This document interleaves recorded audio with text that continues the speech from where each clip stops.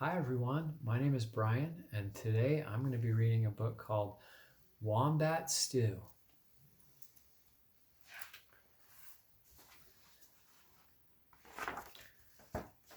One day, on the banks of a billabong, a very clever dingo caught a wombat.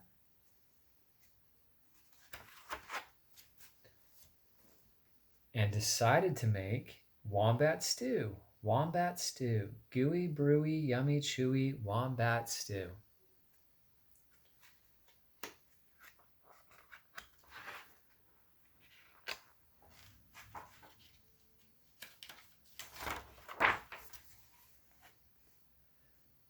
Platypus came ambling up the bank. "Good day, Dingo," he said, snapping his bill. "What is all that water for?" "I'm brewing up a gooey, chewy stew with that fat wombat," replied Dingo, with a toothy grin.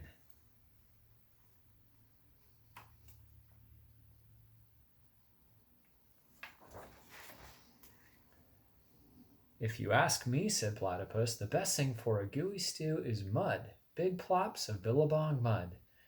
"Blops of mud?" Dingo laughed. "What a good idea! Right-o, in they go." So Platypus scooped up big blobs of mud with his tail and tipped them into the billy can.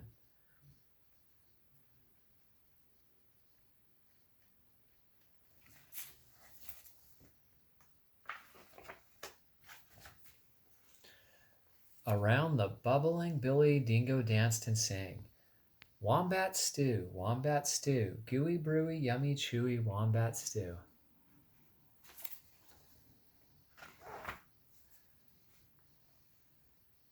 Waltzing out from the shade of the ironbarks came Emu. She arched her graceful neck over the brew. "Oh ho, Dingo," she fluttered.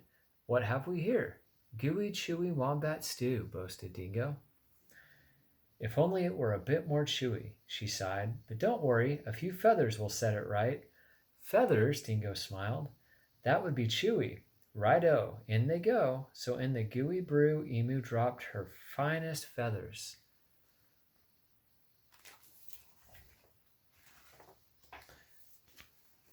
Around and around the bubbling billy, Dingo danced and sang, "Wombat stew, wombat stew, crunchy munchy for my lunchy, wombat stew."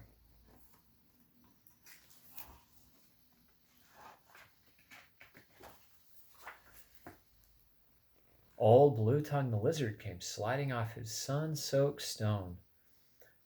"Silly Dingo," he hissed, "there are no flies in this stew. Can't be a wombat stew without crunchy flies in it," and he stuck out his big, bright blue tongue. "There's a lot to be said for flies," agreed Dingo, rubbing his paws together. "Right-o, in they go." So Lizard snapped 100 flies from the air with his long tongue and flipped them into the gooey, chewy stew.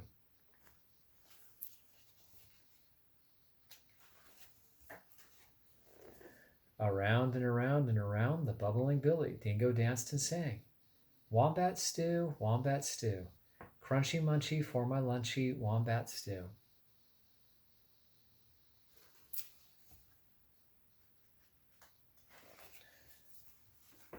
Up through the red dust popped Enchedna. "Wait a bit, not so fast," he bristled, shaking the red dust from his quills. "Now I've been listening to all this advice, and take it from me.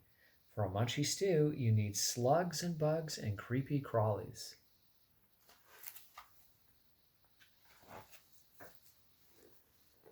Dingo wagged his tail. Why, I should have thought of that. Right-o, in they go."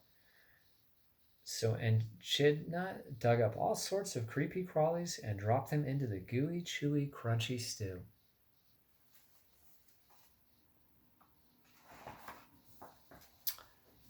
The very clever Dingo stirred and stirred, all while singing, "Wombat stew, hot and spicy, oh so nicey, wombat stew."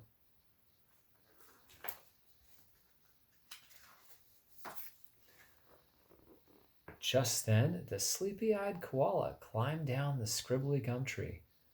"Look here," he yawned. "Any bush cook knows you can't make a spicy stew without gum nuts." Leave it to a koala to think of gum nuts, Dingo laughed and licked his whiskers. Right-o, in they go, and into the gooey, chewy, crunchy, munchy stew.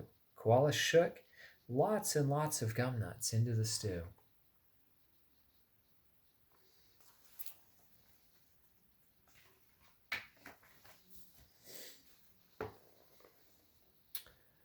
Aha, cried Dingo. Now my stew is missing only one thing. What's that? Asked the animals. The fat wombat. Wait, stop. Hang on, Dingo. You can't put that wombat into the stew yet.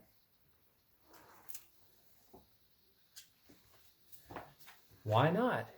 You haven't tasted it. Righto, I'll taste it. And that very clever Dingo bent over the billy and took a great big slurp of stew. Arf, I'm poisoned, he howled. You've all tricked me.